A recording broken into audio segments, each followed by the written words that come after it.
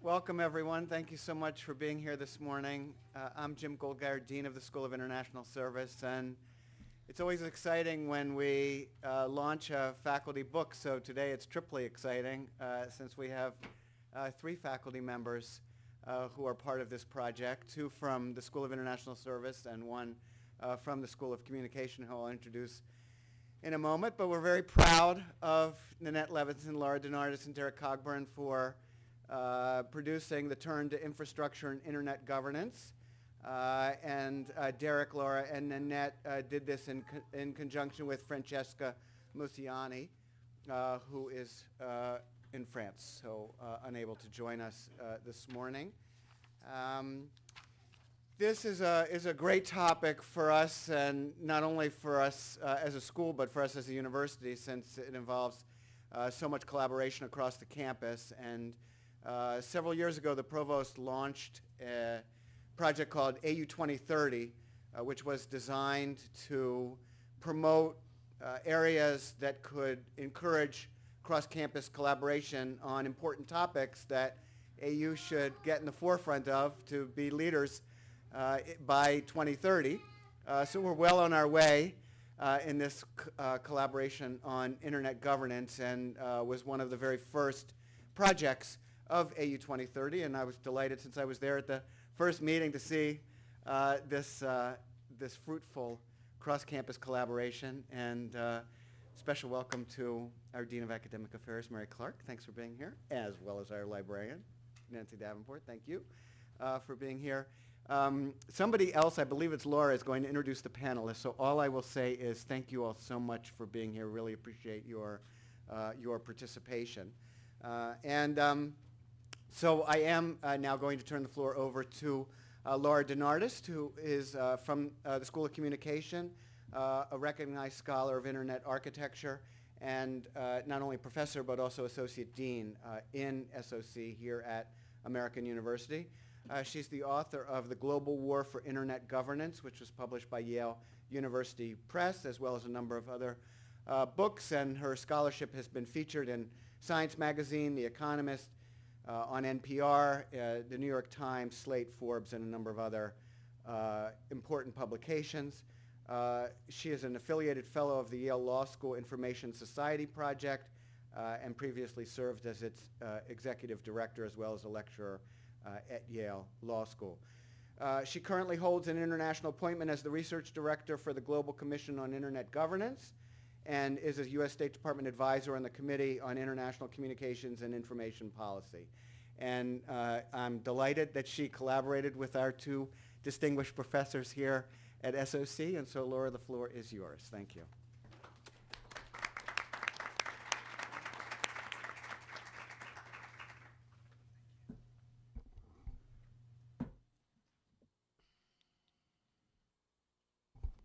Thank you very much, Dean Goldgeier, and welcome everyone. I'm so happy on behalf of my colleagues, Dr. Cogburn and Dr. Levinson, to welcome you to this event, launching our new book, The Turn to Infrastructure and Internet Governance.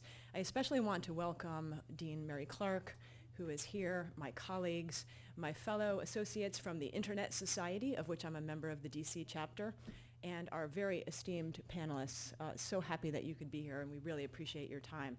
I also want to welcome our students, who are a continual source of inspiration for our scholarship, as well as the work of the Internet Governance Lab. So anyone who is a student, would you please just raise your hand? Okay, thank you very much. It's wonderful to have you here. We think in class a lot about how the internet is changing in order to think of where it's going. So what has happened in the last decade? The internet is much older than that, but what's happened in the last decade? The Facebook was founded at Harvard. The YouTube domain name was launched. About 10 years ago, the United Nations had its first report on the Internet of Things. But since then, we've had the rise of Twitter and Reddit and Google Glasses and the iPhone and drones and the NSA surveillance disclosures and the Egyptian internet outage and the Apple encryption debate and so many other things. So it's constantly changing. The internet has grown to about 3 billion users. This will soon grow to 5 billion, with the majority of that growth in the developing world, with people accessing the internet from mobile phones. The Internet of Things is also upon us. So society is moving from a world in which people and content are digitally mediated to one in which everything is digitally mediated, whether cars, energy system sensors, setting our home alarm systems, all the things that can be connected, including biometric measures, including health devices, wearable technologies. So the question I want to raise is, what are the prospects for freedom, for internet freedom in that context? Because fundamental human rights depend now upon a stable and secure infrastructure that creates the conditions not only for innovation, but also for civil liberties. These conditions are not preordained. They have to be deliberately designed into the system. So happy to have the president and CEO of the Internet Society here, Kathy Brown. The Internet Society has described the aspirational technical principles that have contributed to the shaping of the Internet as Internet invariants, such as interoperability, global reach, and permissionless innovation. But part of what has maintained these characteristics are a fairly stable system of Internet governance. The Internet is governed, I always like to say, but it's done by a combination of the private sector, national governments, international treaties, and new global institutions. The tasks are many involved in this, whether the management of names and numbers, standard setting, interconnection coordination, because the Internet is not actually a cloud, it's a series of networks that connect. We have the privacy policies that are set by private companies. There's so much at stake here. So these are very, very technical functions, but they are also areas of public policy, which is why as an engineer and a social scientist, they intrigue me so much. What are some examples? How web standards are designed can affect who gets to access, such as can people with disabilities access the Internet? Social media terms of service make decisions about privacy policies, domain name administration, and what kinds of domain names we can have in the digital public sphere, make decisions about property, such as trademark, and also freedom of expression. So these are very real public policy issues, and Internet architecture and governance in and of itself is political. I just want to acknowledge that. But these systems, despite challenges, have moved toward universality and global reach, and the Internet in many ways has been very, very successful. But at the same time, the world continues to experience a variety of tensions around the Internet, ranging from government surveillance controversies to a loss of trust due to very high-profile data breaches. So you know about that as well. What we decided to address in our book is a destabilizing trend, as we see it, in Internet governance. And that has to do with very powerful forces co-opting the infrastructure of the Internet for purposes that have absolutely nothing to do with keeping it operational. There's actually a very long history of this. You know about the Egyptian government turning to interconnection systems to cut off access to its citizens. You know about the use of denial of service attacks to take down dissident media and alternative media sources around the world. You know about how governments and large media companies are using infrastructure points of control to push back against piracy. But what I want to suggest is that we need to extend that concept considerably from the concept of governance by infrastructure to the concept of governance by tampering and changing infrastructure. So in other words, imposing statutory or technical or other kinds of requirements to modify the actual design of the Internet to achieve some kind of purpose. So that's what this book is about. I'll just give a couple of examples of this that are brought up in the book. One involves government interest in weakening encryption in devices and in standards. So this presents a problem not only for civil liberties, but also for the stability of the Internet because it weakens the security. Another example are the increasing number of data localization policies in which governments are imposing constraints on private companies about where they can store data. Another example is the use of the domain name system, which is a basic infrastructure of the Internet that translates between the names that we use, such as American.edu, and the binary numbers that computers use, taking that system and using it to block access to content for censorship purposes or block access to entire websites for the purposes of intellectual property rights enforcements. These are just a few examples. What do these all have in common? They all involve governments altering cyber infrastructure to achieve political objectives. They all raise concerns about human rights in the digital public sphere. They all portend or raise the question of whether we'll have a fragmented internet or a universal internet. And they all raise questions about the security and the stability of the infrastructure on which we depend for our social life and for our economic systems. So the theme I want to raise in my remarks is that internet infrastructure has become a proxy for state power. And this exertion of power, by seeking modifications to the actual infrastructure of the internet, really needs to be accompanied by concern about what this will do for our civil liberties online and for the very stability and security of the infrastructure on which we depend. I do want to say that it was a great pleasure to work with my colleagues and friends on this project, Dr. Levinson, Dr. Cogburn, and also our close associate, Francesca Musiani, who works in Paris. She's currently on an airplane, but I believe she will be able to digitally join us before we adjourn. I'm also thrilled that two of the chapters, and two of the best chapters, were authored by our doctoral students. Is Tatev in the room? She's in the back. Thank you so much for your chapter, doctoral student. And also Ken Merrill, who is one of our students. So we're very thrilled to have them involved in this. So the idea for this is a complicated one. It goes back, there's a long trajectory, but I think if anything, it was born in Bali, Indonesia, sitting at a table at the Internet Governance Forum and deciding, let's do this, making that decision, let's do this. And we have a lot of let's do this moments coming up in the future, and I'm excited about each and every one of them. But I think at this point what I will do is turn the floor over to my friend, Nanette Levinson, Dr. Levinson. I would like to introduce her. And it is a great privilege, Nanette, if you'd like to come up here, it's a great privilege to introduce you. She's going to lead a discussion of our stellar panel, and she will also introduce our wonderful colleague, Derek. This is the most time we've spent on American soil together. We're usually in other countries, so this is really very nice to be here in the United States with you. Now, you probably already know that she's an international thought leader in our field. She's served as the chair of ISA's International Communications Section. She has served as the chair of the American Political Science Association's Information Technology and Politics Section. She's chaired the Global Internet Governance Academic Network, and I believe she was the founding chair of that. And I knew Derek and Nanette before I ever came to American University, and I especially appreciate sitting around in Vilnius, Lithuania with you discussing me coming to American.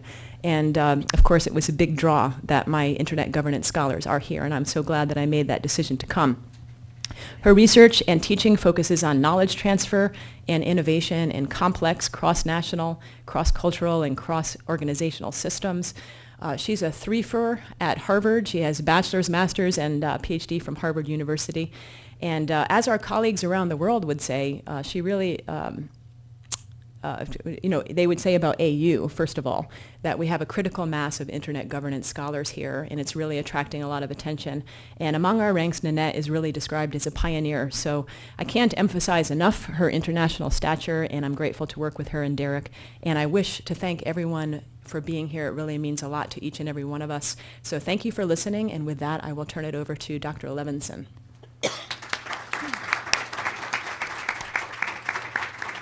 Thank you. Thank you so much, Laura. It has just been a joy working with Francesca Musiani in Paris, with incredible colleagues, with incredible ideas and energy, and I'm very excited about our upcoming projects as well. But most of all, I'm very honored to this morning introduce you to a very special panel. My own work, as you heard a little bit from Laura, looks at the flow of ideas against not just the technical infrastructure, not just in terms of state power, but in terms of the broad, as we call it with jargon, ecosystem of internet governance policy discussions. And one of the things I've learned over the years in studying whether ideas did stick or did not stick whether policy learning took place or did not take place, is that indeed there's been a very strong role for individual leaders, leaders such as the distinguished speakers we have this morning. I'm going to introduce them in alphabetical order. First, I'd like to introduce you to our speaker in the middle, who is truly special because not only is she a distinguished speaker and a distinguished civil servant in the United States, but she's also a distinguished alumna of the School of International Service, Fiona Alexander. Fiona serves as the Associate Administrator at the NTIA at our Department of Commerce. But she does more than that. She's been lead negotiator in so many internet governance milieux all across the world. She has played quiet and important and key roles. But I do have a fascinating fact about Fiona, in addition to the fact that she came to the Department of Commerce after being a senior leader and a thought leader at Booz Allen and Hamilton. And that fascinating fact is that I had the honor of supervising Fiona's master's honors thesis. So with that, I'm going to introduce Fiona. And I will wait and introduce each speaker in turn. So Fiona, we're going to look forward to your 10 minutes on the floor. And there will be time for discussion following our three speakers. Fiona. Sure. I'm happy. And thanks again for the invitation. And congratulations to Laura and Nanette and Derek for this great book. And it's a great honor for me always to come back to AU. It's always like coming home. For those of you that go to school here, you never go away. You always come back when Nanette asks you to come back. I'll just tell you that now. So just sort of get that in your head now. But also, again, it's great for me to be here. And I also wanted to take the opportunity to point out, there's also Ryan Carroll in the audience over here. Ryan is the newest member of our team at NTIA. He also went to AU. So for those of you that are going to school, I'm telling you, you can get a job. These are important things to keep in mind. So I wanted to reiterate that for you, that there are jobs in this space. So again, thank you very much, and thanks for the invitation just to speak and just offer some opening remarks. For those of you not familiar with NTIA, and I should say that I'm not the only person on this panel that worked at NTIA. My colleague to the right used to be at NTIA as well, so it's a very small circle of people, as you'll learn in the internet governance space. But NTIA has a couple of functions. It's the principal advisor to the president on communications and information policy, and it manages spectrum for federal government agencies. But the former is what's most important in this set of conversations. And at NTIA, we sort of deal with we have three current policy priorities. Those are how do we get more spectrum out to people? That's an important construct. We've been doing a lot with broadband development and broadband access across the United States, but internet policy in particular has been a core priority for this administration. And my colleague John Morris, who is a former colleague of Emma, so again, you'll see this the constant circle and link up of people, runs our domestic policy office, but we work very closely together on all these issues. In the international policy office, we spend a lot of time, or at least I have over the last 16 years, focusing on internet governance debates, whether it was in the World Summit on the Information Society, whether it was our engagement and our involvement in ICANN, IETF, and other things like that. And what's guided us at NTIA, and what continues to guide us, not just in this administration, but I should say, this has been a pretty coherent bipartisan strategy. This has been across 3 administrations. I've worked for 3 administrations. It's this idea that we support this idea of the multi-stakeholder model. And I should say, I did a quick skim of the book. I haven't had a chance to read it, but I look forward to looking at it in depth. I think from our perspective, it's important to keep in mind the multi-stakeholder model is not the goal. The goal for us is economic development, free expression, growth of technology. We believe at the Department of Commerce the multi-stakeholder model is the best way to get to that goal. And I think that gets lost often in the conversation. We sort of naturally go into arguments or discussions or debates about roles of different stakeholders, whether it's nation states or commercial entities or civil society or academia or technical experts. But for us, this overarching goal is this model is the best way to get to our larger objective of economic growth and free expression. And I will just say that for us, the multi-stakeholder approach or model has a couple of core characteristics. It's open, it's transparent, and it's participatory. And by participatory, we mean in its decision-making. Decision-making is not the purview only of governments. And this has been a big challenge for those of you that are in SIS who learn all about regime theory and the Westphalian state system, which I always love to talk about. This has challenged that model for many years, and that's what a lot of the arguments have been about in this construct. I would just offer, and I'm sure Kathy may touch on this as well, that these notions of open, participatory, transparent, they honor and are consistent with how the internet was developed. It was developed in a permissionless way. No one told people they could go out and do these things. And that's what's been important, I think, to keep in mind, and what we've been about, at least in my tenure at NTIA, about how to approach these issues. And I look forward to the conversations and questions we'll take in the conversation here. But I will say it's what's guided our involvement in ICANN. It's what's guided our involvement in the Internet Governance Forum. We've been trying at NTIA to deploy this approach domestically, which has been really challenging and interesting in its own way. NTIA has been convening multi-stakeholder processes on both cybersecurity and privacy, and those continue. So I think it's been an interesting observation on my part that we've been able to chart this approach globally. It didn't have it's not without its challenges and not without its struggles, but I think to a large degree success in the last 20 years, and now starting to chart that same approach domestically is having its own set of challenges. I will say that just in my quick read of the book, I thought that the construct offered is an interesting one. I think we've often talked about governance of the internet and governance on the internet. So I've spent at least my life, at least the last 15 years of it, arguing about governance of the internet, arguing about who does or doesn't control the internet. Just to be clear, no one controls the internet, if there's any confusion. And I think to some degree that's largely settled. We went through a conversation of, will ICANN even exist? And I don't think that's ever a question anymore. It's how you're going to fix it, how's it going to get better, how's it going to meet stakeholders' needs. But in the early days of this experiment, as we used to call it, there was a debate about whether it should exist. And the future debate really is governance on the internet, is how some people frame it. How are you going to take this model and apply it to privacy, trade, cybersecurity, things where governments have had more of a clear role. And that's kind of how we've described some of the challenges at NTIA. The other challenge I think that I would offer is this model scalable? Can it really meet the needs of the developing world?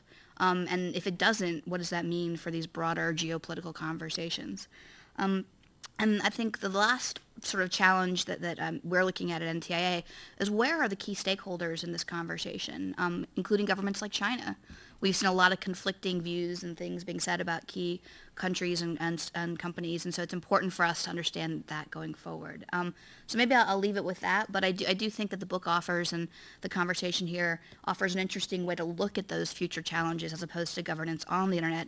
It's governance by the infrastructure, and as Laura talked about, how the infrastructure is now being used by stakeholders, whether it's governments or commercial stakeholders, for a variety of reasons, which could possibly lead to fragmentation, which we all think is a bad thing. Thank you very, very much, Fiona. We appreciate your remarks. Fiona talked about how the internet was developed. Our next speaker, I believe, played a very key role in the development of the internet. Our next speaker is the President and Chief Executive Officer of the Internet Society, Kathy Brown. Kathy has really been involved in early internet policy development. She's aided through her thoughts, through her ideas, through her work in the internet's global expansion. And she's really seen today as a key voice around the world speaking about important internet technical development and policy issues. She has a career that I think may be a sort of model for many of our students today. She's worked across sectors. She's worked in the public sector. She's worked in the private sector. She's been an attorney. She's been a partner at a Washington law firm that is known globally, Wilmer, Cutler, and Pickering, of course. She has held several government positions. She also worked at Verizon. Kathy is a lawyer. We have two lawyers on the panel today, and I think that represents how important it is to have multiple disciplines talking across disciplines to deal with the complex issues that we deal with. And that's also present in our book. We have a number of disciplines represented, and increasingly we're going to have cross-disciplinary discussions. And also, I believe, cross-global governance discussions with scholars, and we have many here in the schools, global environmental governance, global health governance, global trade governance. But that's for another topic, another book, another fora. Kathy received her JD degree, her Juris Doctor degree, magna cum laude from Syracuse University School of Law. But I'd like to close with a fascinating fact before I turn the floor over. It's actually two. One for our students. Kathy, of course, studied abroad, and she did it in Africa as well as in the UK.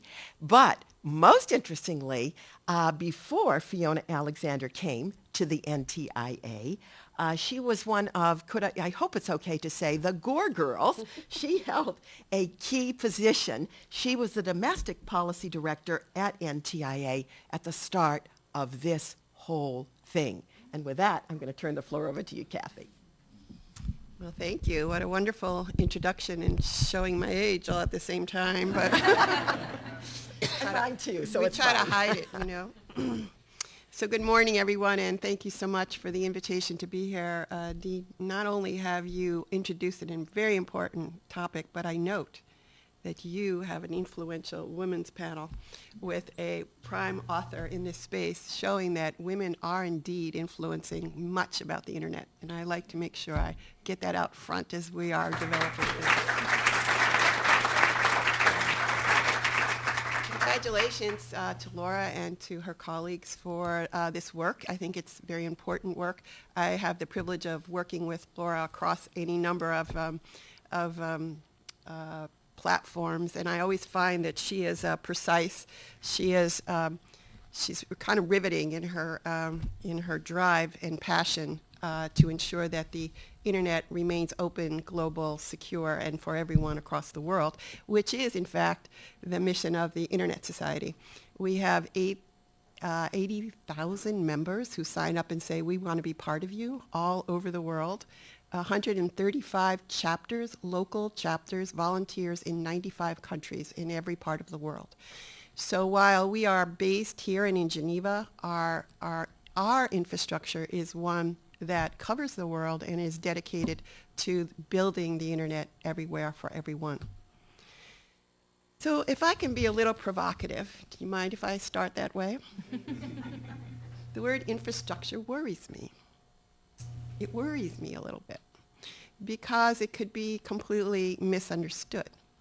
Now, Laura, I think, has given you a angle on this that I think we can explore more deeply. But the notion of infrastructure is one known very well by people who build it, people who govern it, governments who tax it, all kinds of underlying implications lie with this word infrastructure. So not having the ability to have read this in depth yet, I've nevertheless gone through and said, I understand the point of view and I understand where we're going, but let me give you just a slightly different kind of thinking on this. The internet is not an infrastructure in itself in the way that is conventionally understood. It is a network of networks that uses vast numbers of things, of networks, of devices, of connections to have bits go from one end to the other end. It is different from anything that has been invented before in the field of communications. However, it is misunderstood sometimes as if there's this thing called the internet that we can stop, that we can manage, that we can manipulate, that we can do things with, which is, of course, the tension in the system right now after 25 years, by the way, next year, of the Internet Society, founded by Vint Cerf, when it was only an idea and now has grown to, as Laura says, 3 billion users with probably 2 more billion to go. But what's an interesting factoid is that only half the world is on the internet. There is a full part of our world that does not yet have access to the internet, posing, in our view, one of the existential threats to the continuance of the internet, and I'll say why in a minute. The other, of course, is as it has matured, the issues around security and the issues around its use and for individuals for the very purposes that Laura points out, for individual expression, for innovation, can be challenged by challenges of security. And why did this happen? Why over time? Well, because it was a best efforts undertaking. The internet, of course, was an effort to connect computers one with the other, which has grown unbelievably so. Think about this, through a way of identifying the bits going places from here to there, which is called the DNS. Again, I worry about DNS being called infrastructure. It's actually the properties of the software, if you will, the code that allows this to happen over many networks. It's distributed in nature. It is everywhere and nowhere, if you will.